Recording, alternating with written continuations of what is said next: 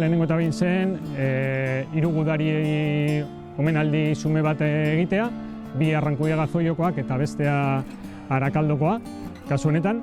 Eta gure asmoa zen zeozer familiarra eta herrikoia egitea, baina azkenean pentsatu dugu omenaldia zabala izan behar zala, eta uste dut ja beraiek bere bizitza eman zutela gure herriaren askatasunaren alde, eta horrelako omenaldi bat beharrezkoa zela, ez da, gure herrian.